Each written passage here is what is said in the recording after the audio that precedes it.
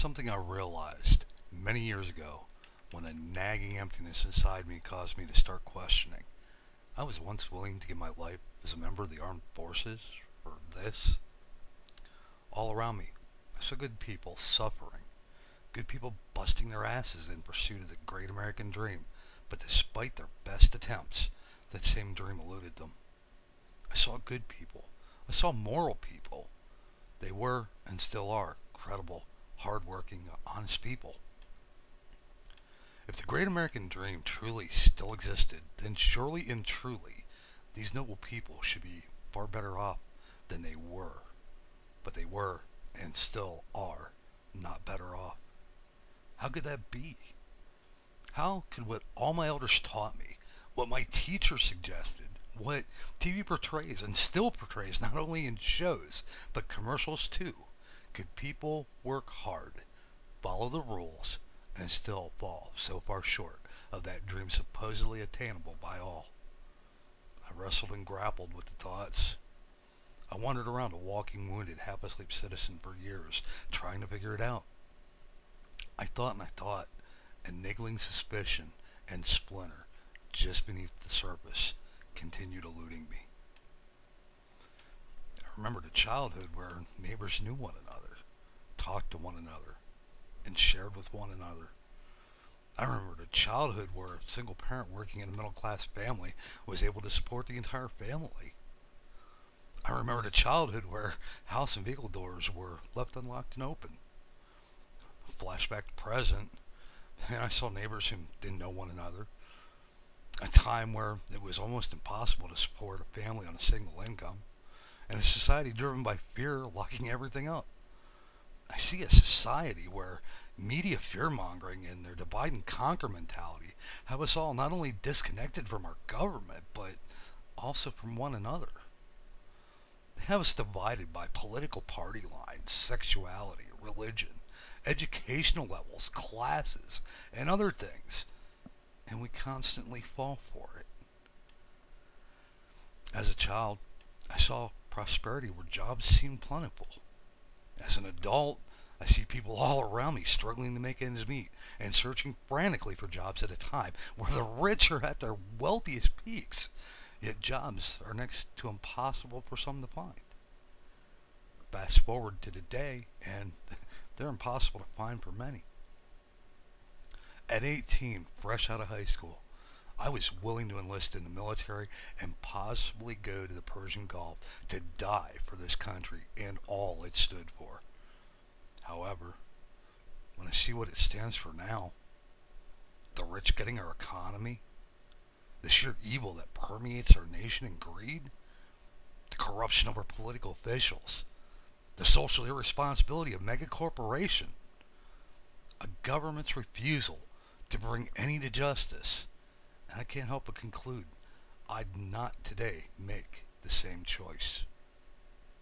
I was willing to die to help keep the great American dream intact for all of us. Where's that American dream today? The more I tried opening my eyes, the more my patriotism and pain of reality forced them back closed.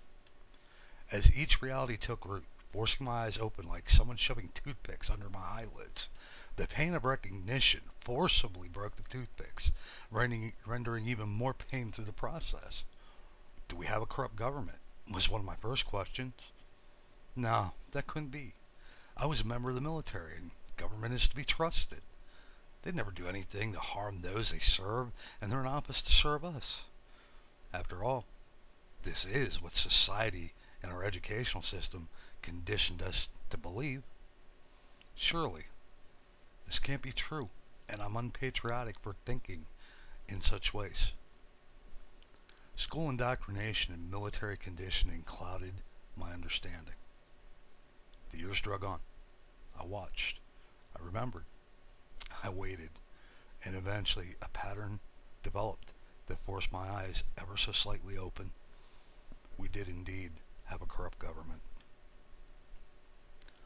Fortunately, or unfortunately, depending on your view, my pain didn't stop with that realization because, like most, I feel I'm practical. If I can draw one conclusion based on some merit about a situation, then how many more realities might exist in the same situation contrary to the belief of the masses? Common sense dictated that I must perform my own research. I must do my own critical thinking to form my own conclusions, because following my educational and military conditioning clouded the first of many realities I'd uncover through time. This was my awakening. This was my jolt to reality. This is where it all started for me, and why I continue doing as I do today, questioning everything and believing nothing until I have my own research and information to give things credibility. I learned to follow my own truths through my own investigative process and critical thinking. Since then, I've realized that people do not wage wars. Leaders wage wars. When I look at who influences those leaders, I'm forced to realize that leaders led by the puppet strings of the rich and influential, often in pursuit of more wealth spurred by greed, are at the root of those wars. When our own government lies to us, suggesting a protection from nuclear devices as the means, method, and reasoning of a war with another country, later proven to be lies, I then question why such lies came from leaders we're conditioned to trust.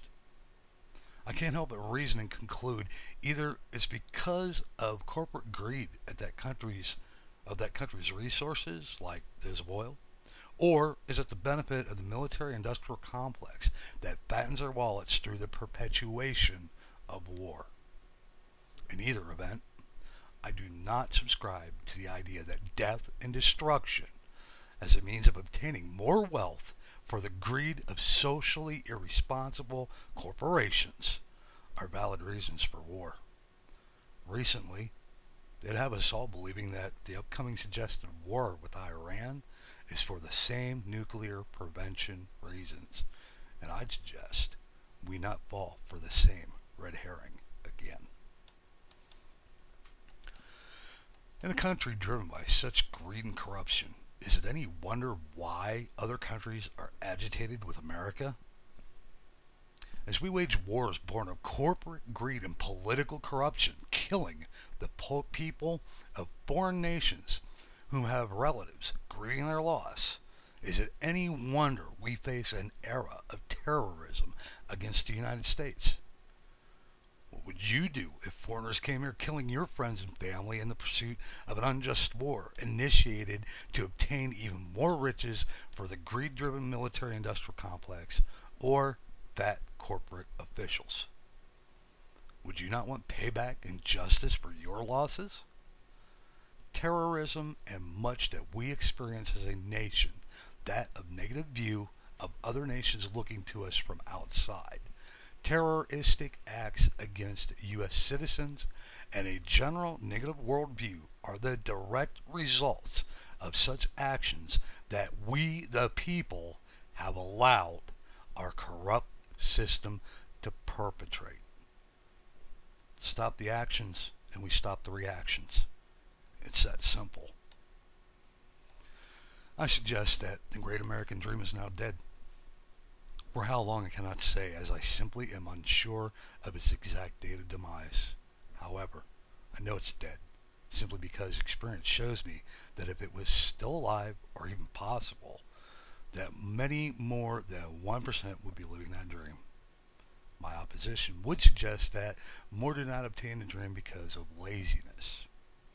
I suggest that although some might not have obtained the dream in past decades, and that may well have been the results of laziness, obtaining the dream today has nothing to do with laziness because the dream was robbed.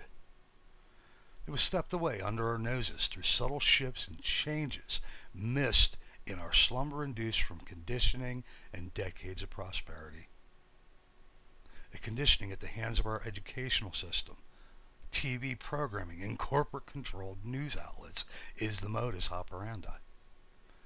If it's not dead and people are so lazy to believe, the opposition would suggest we've become a lazy nation. I do not support that. not with so many working 2 and more jobs just to chase the dead dream, and many do so. A further operant suggests that this was at the hands of the greedy, wealthy elite. Our government suggested trickle-down economics, and we've all quite clearly saw that this does not work. When the robber barons obtain more wealth, they do things to create yet more income, and that is not through creating jobs locally. If it was in creating jobs locally, then the unemployment rate, which is misleading as it does not account for total unemployment, would not be as bad as it is. Their greed manifests in offshoring jobs for bigger profits or investing in ways to rob other classes of their wealth. The growth in wealth disparity between classes quite clearly shows these facts, and the recent theft of wealth through the corporate banking scandals quite surely makes it even more impossible for anyone to obtain the dream. They plundered entire savings and pensions, normal fuel for the dream, in the process. Awakening is painful, and not only the illusions it shatters and the pain in our shattered realities, but also in the ostracism at the hands of the many still sleeping that do not yet comprehend the dire trouble we face as a nation.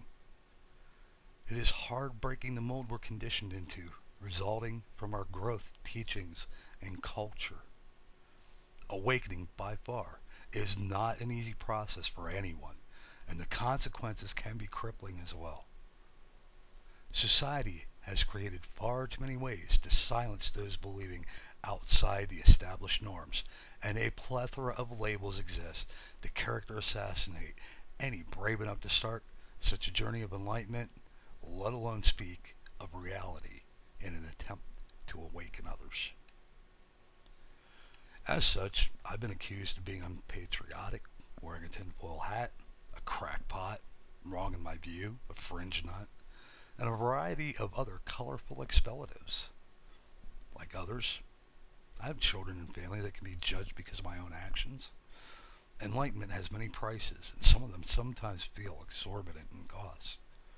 Through it all, I can't help but think back to people like Columbus, Socrates, Plato, and many others that suggested and believed, and rightfully so, in things outside the norms of society and the prices they paid for their beliefs.